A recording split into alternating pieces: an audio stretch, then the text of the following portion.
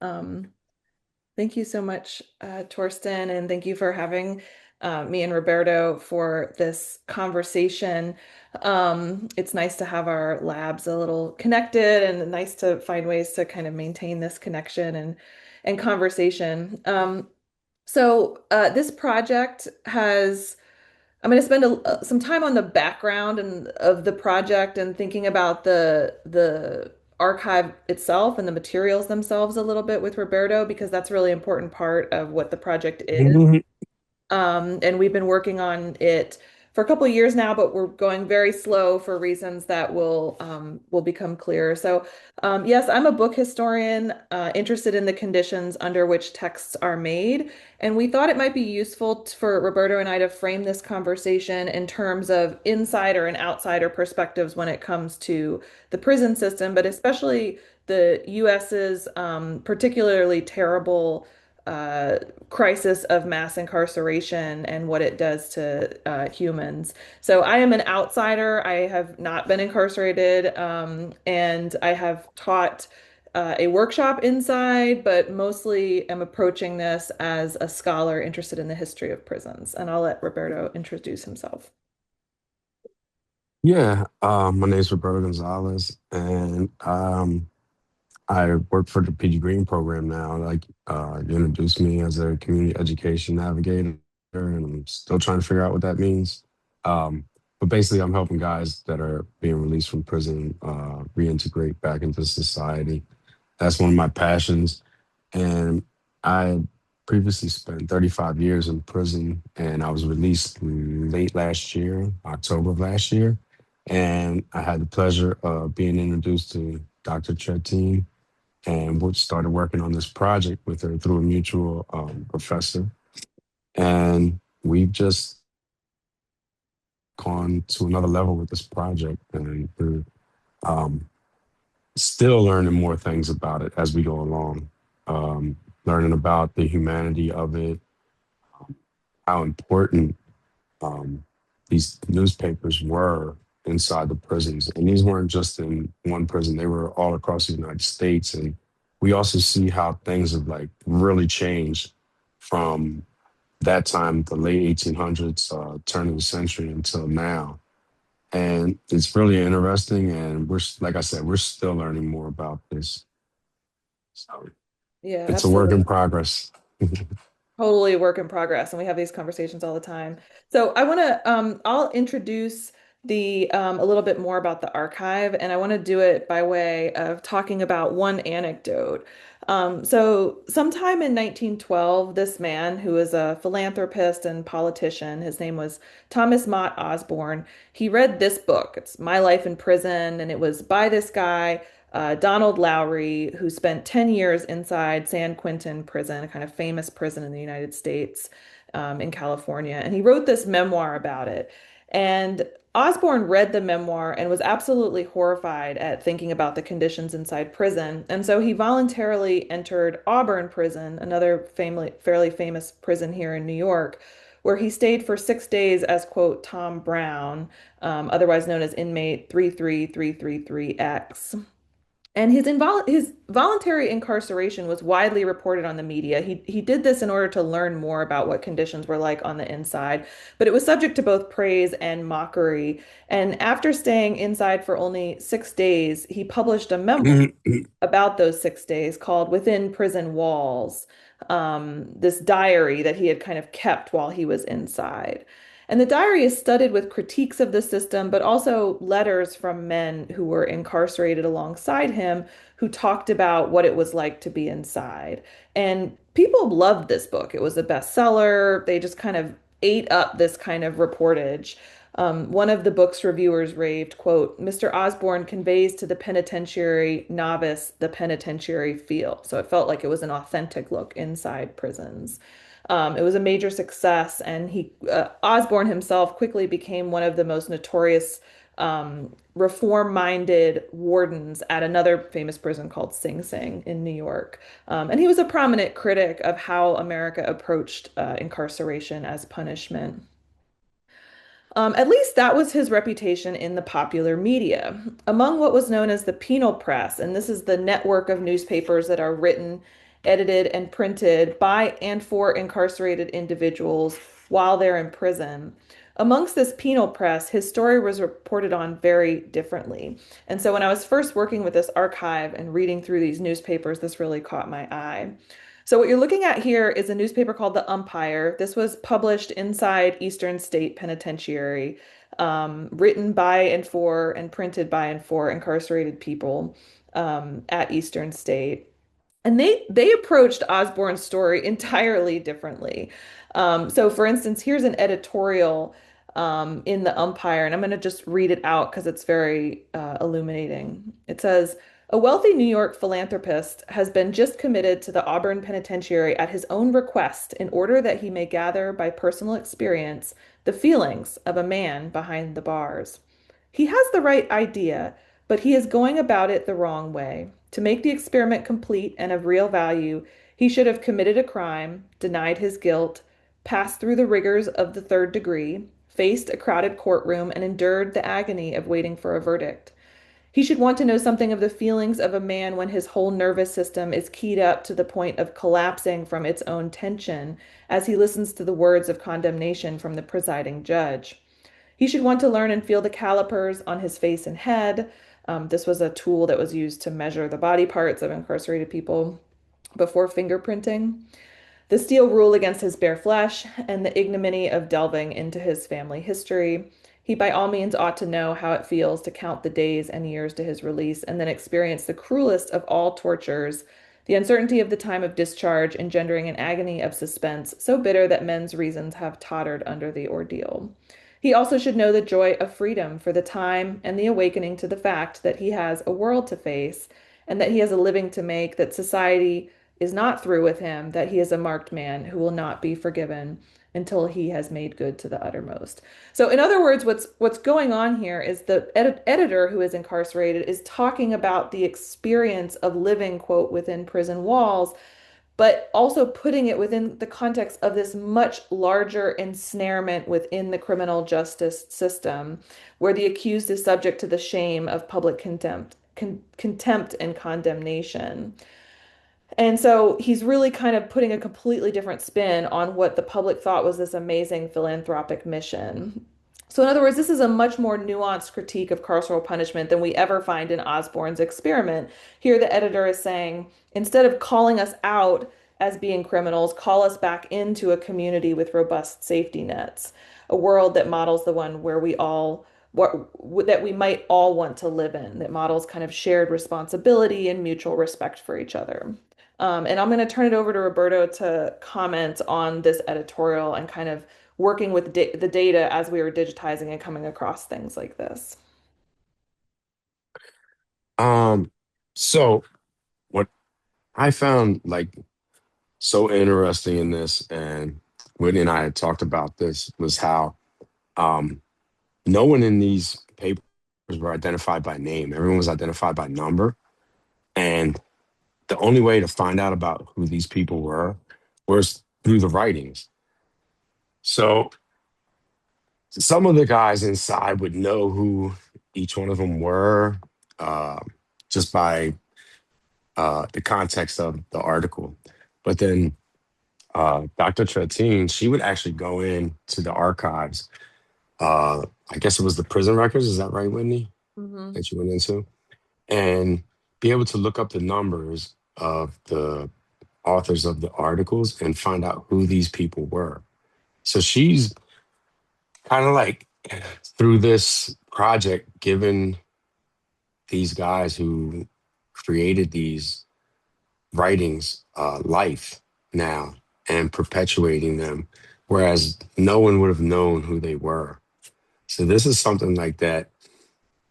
I mean, it may be a little off topic, but it's something that sticks with me all the time. And I just wanted to bring that to light because a lot of times folks inside are just forgotten about.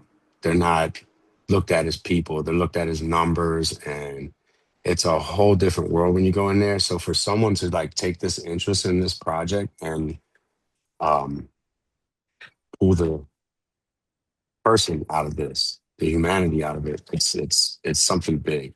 So I definitely that's what's kept me like really interested in this project.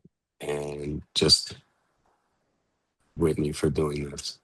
It's a completely different perspective, right? I mean, so Hmm. and many of these newspapers, like this one, was in an archive at a historic prison that was turned into a museum.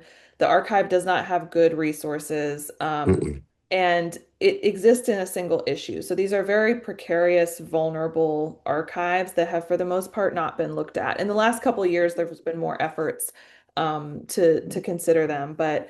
And it's the one place where we really get the perspective of incarcerated people. Of course, they're writing under conditions of incarceration. So you have issues of censorship, which we can talk about, and other things. But you're seeing people who are incarcerated and have experienced it push back against a dominant narrative, right? So, in the popular press, we were getting that Osborne is this like amazing person. In the penal press, we're getting that he's not.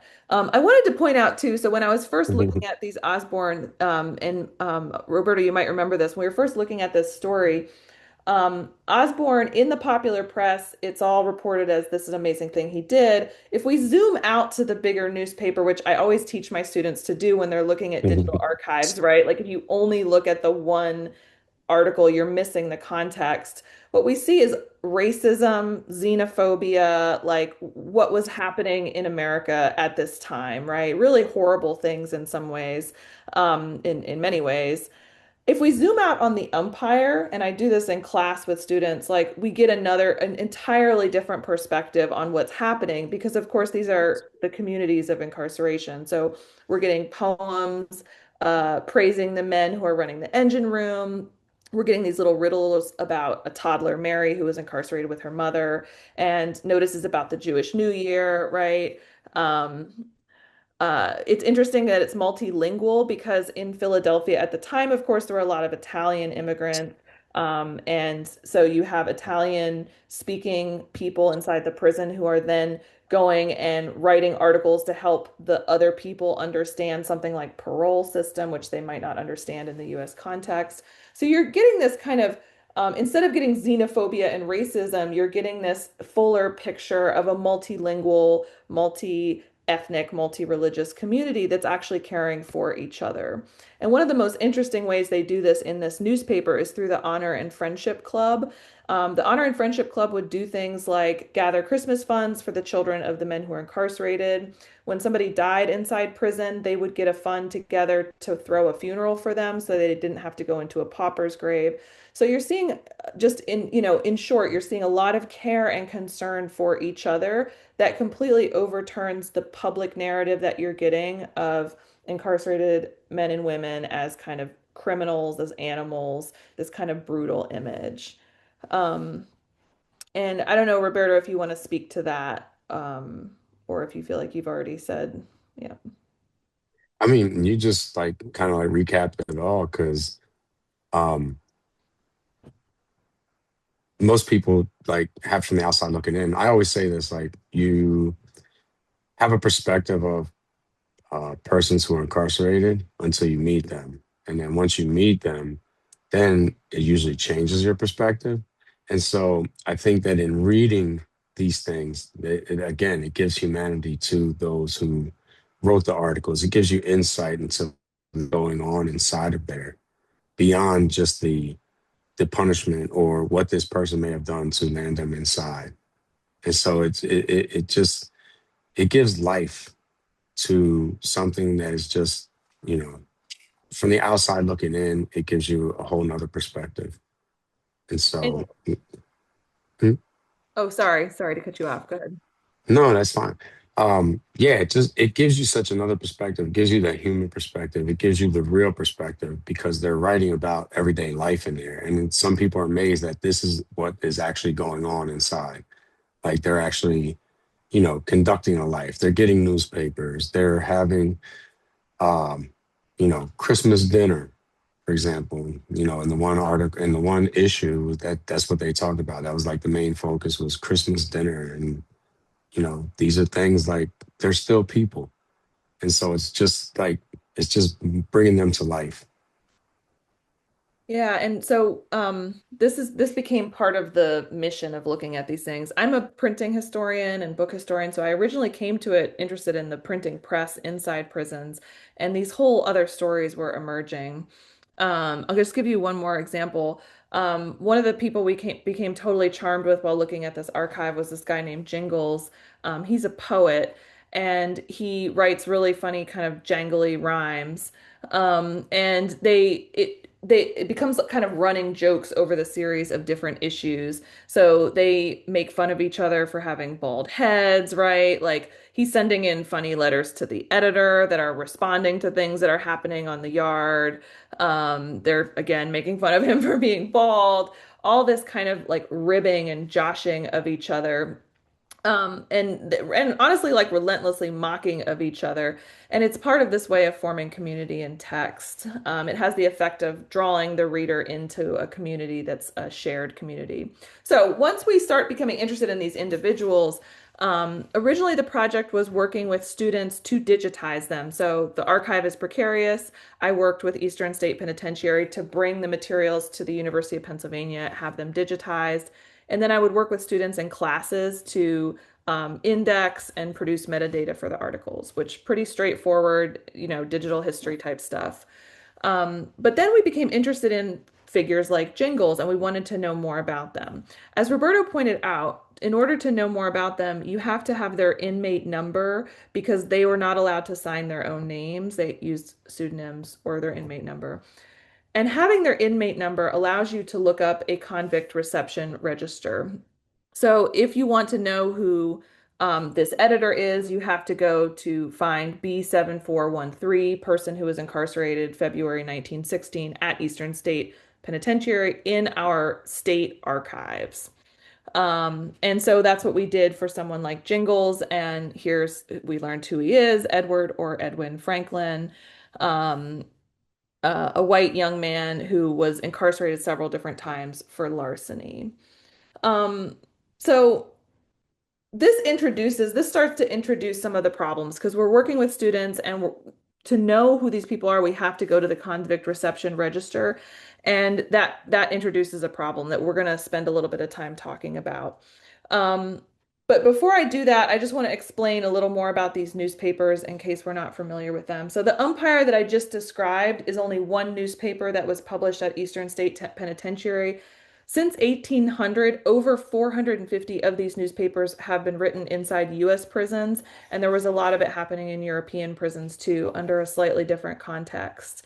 These range from mimeographed newsletters that were kind of only one or two issues, to much more kind of high tech, full color magazines. So, for instance, right here, you're looking at the Booster. This was published by the young girls who were kind of wayward girls incarcerated at the Virginia Industrial School for Colored Girls, which is basically what 13-year-old girls would be interested in, but also has really important material in it for the history of race and incarceration in America, um, to these more kind of full color, beautifully designed magazines that were circulated outside of the prison, so were circulated to a broader audience.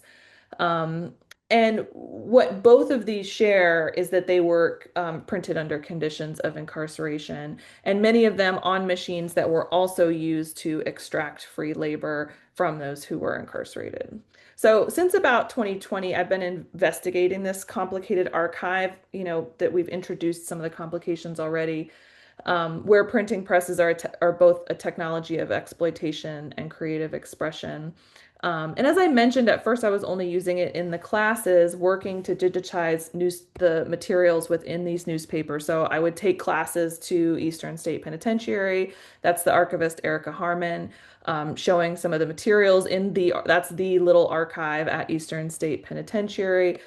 Students would come back to Penn and work with the materials we had there all the time, having conversations about metadata, indexing, and really using it to get them to understand the value of humanities data and the complexities of humanities data.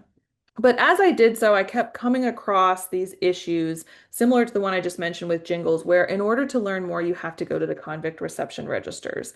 And I want to give one example as to how this gets so complicated. So what you're looking at here is a mention of somebody in the umpire who was known as a very good piano player. They talk about him all the time. He entertained the guys playing piano, and they loved him for how great he was. His inmate number is mentioned in the newspaper as B7251. So at some point, me and some research assistants, and this was slightly before Roberto joined the project, decided to look up the record of this amazing pianist because I'm like, who is this guy? Let's learn more about him. So his name is James Gross, and he was incarcerated in 1914. But this is what the convict reception register looks like. And for many of the people I've looked up, it's the only historical trace I can find of them other than things like grave sites. There's very few, this might be the only time somebody's life leaves a trace in the historical record. And so this is what we have to think about. So his name is James Gross. We have the usual demographic data laid out in a table that could very easily render itself digitally if we just map each of these categories onto onto new metadata categories. But when we get to something like his crime, which you're looking at here, where the red arrow points, usually crime is just recorded as like one word, like larceny. But here, the person who's recording his intake into the prison is clearly offended by the crime. So he writes down sodomy, defended did with force and arms feloniously, wickedly, willfully, and against the order of nature, have a certain venereal affair and carnal intercourse, and copulate with.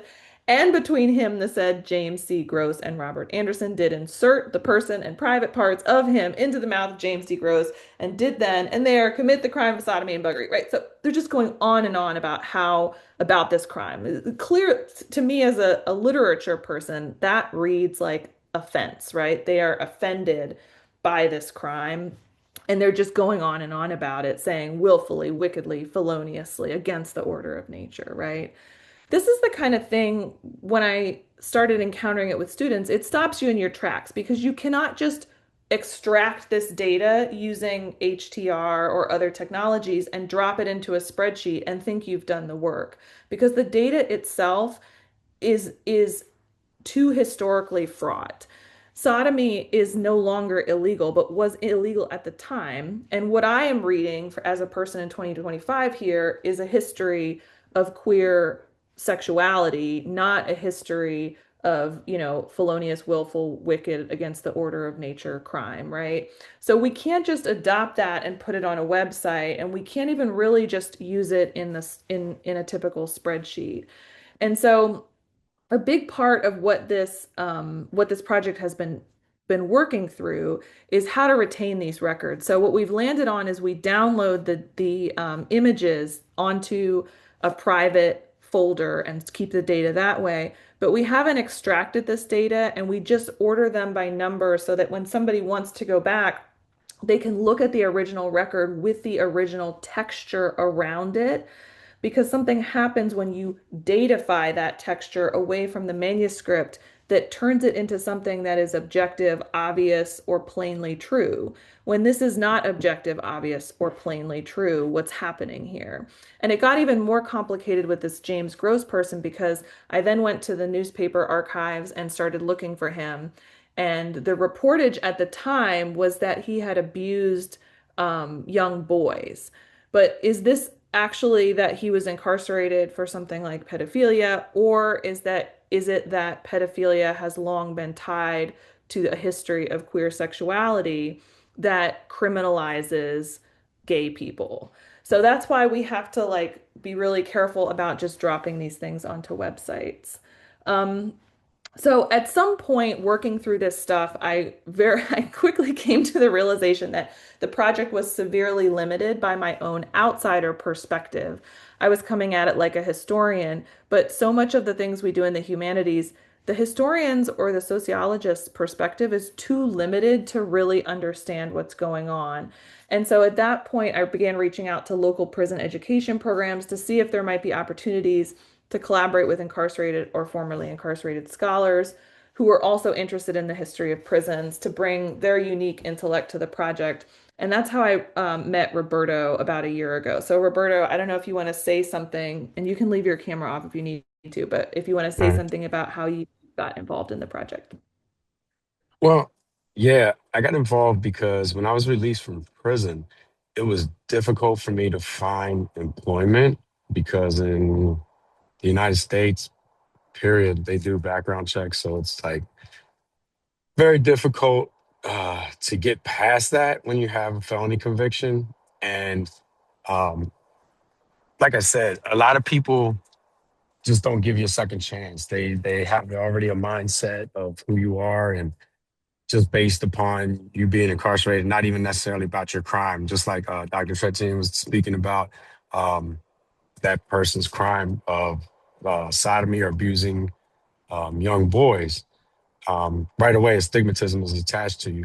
So, in saying all that, a mutual friend, he was the former director of our prison education program, Dr. Fantuzzo. He made an introduction with me and Dr. Trettien, and we met, I think, via Zoom, and she introduced me to this project. And basically, I was just archiving articles from the newspapers into a spreadsheet, for 4, 5, 6 hours a day at times. And as I was doing that, I just started reading the articles as well because it gets boring just entering data into a spreadsheet. So I started reading them and delving into them, and then she actually asked me to like write an article about what I thought about um, some of the newspapers. And I said, I think this would may work even better if you and I would just have discussions about it, like a Q&A, or we could just talk about our different perspectives of it. Like she's coming at it from an academic standpoint, and I was coming at it from a formerly incarcerated standpoint. So I could give her a little more insight into um, what the guys may have been thinking, how they're feeling about, some of the articles that were written, how the newspapers make people feel on the inside. Um, just giving it a little bit of humanity. And so we eventually started doing video blogs for her webpage, and they came out really well. And it was basically just us, picking out 3 or 4 issues of the newspapers and just having a conversation about them. And so many different things came up and perspectives, and it's just taken the project probably to a whole nother level beyond just the printing aspect. So that's pretty much how we got started. Yeah, thanks, Roberto. I mean, it was at first when started reaching out, I wanted in part I wanted to be able to pay people to work on this project and have them actually have some material benefit from it. But then I realized, of course, that this perspective was so valuable in the conversations that Roberto and I were having. And so, in some ways, in terms of a digital humanities context here, this was about a learning process about how to get community involvement around a digital project. Like the digital is never just the thing. The digital for me has always been a way of expanding audiences, expanding the media that we work with, expanding the conversation in ways that are really valuable for scholars. We are often too locked in our heads and in our own scholarly collaborations. And the work that we do has value for the world, but also the world has value for the work that we do. And so it was a part of a process of opening this up and opening my own mind up to possibilities beyond just my scholarship with an archive like this. I did have a ton of students, not a ton, maybe 5 student workers. Roberto among them. Roberto is a student at Eastern University right now, too, finishing his bachelor's. And we would work together on a spreadsheet. They indexed the articles, OCR'd, corrected the OCR, developed all the metadata for it to produce the website, which I'll end by showing briefly here. So right now, Again, we're moving very slow. Right now, only a couple of the newspapers that we have indexed are online because I want to develop more exhibits around them. So there's basic information about printing as in prisons historically. If you're interested, I can tell you more about it in the Q&A, but basically, printing presses entered prisons through India and British colonial India. And then European prison reformers picked up the idea and it came over to the United States, where convict labor has been used to print all kinds of books. And one of the spin-offs of this project has been that from about 1860 to 1960, there are many novels and magazines in America that were printed and especially typeset with incarcerated labor that we just don't know about because there's nothing on the imprint telling us that. So as a book historian, I think it's a really interesting problem, and it's a problem of metadata again, that the data in our catalogs don't have this information because it's not on the object, the physical object itself.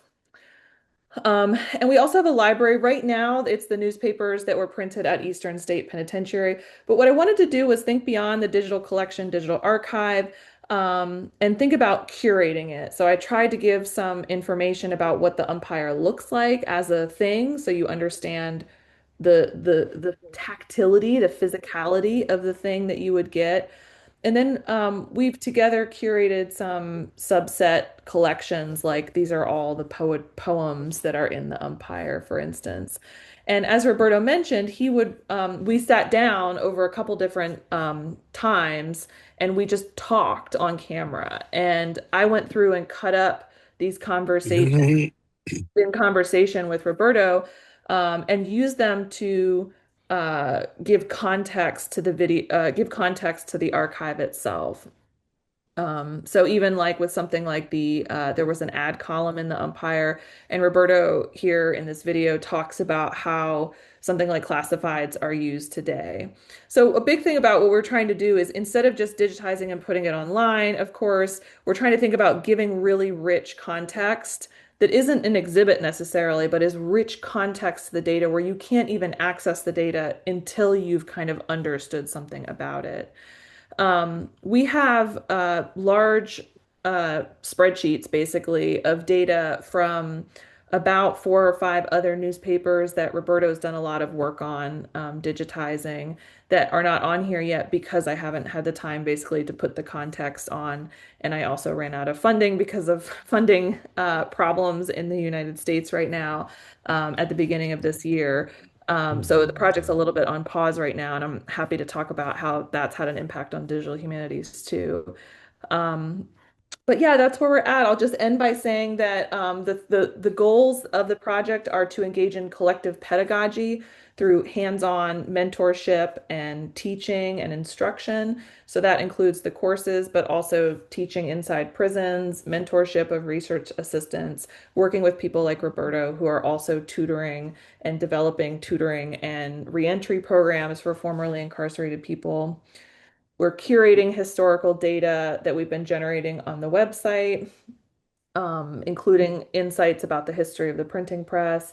And finally, we're trying to tell stories. And this is something Roberto always comes back to that I think is very useful. Tell stories with the archive while always respecting and valuing the complexity, creativity, and the humanity of the individuals within it. And we're trying to collaborate across our differences to approach history not as a kind of passive archive, but as a really dynamic, messy process that implicates all of us, even if you're not justice involved. Our guiding belief is that those who better understand the long history of extractive carceral systems can more effectively work to abolish and reform them. So I'll thank you. I'll stop now and we can take questions.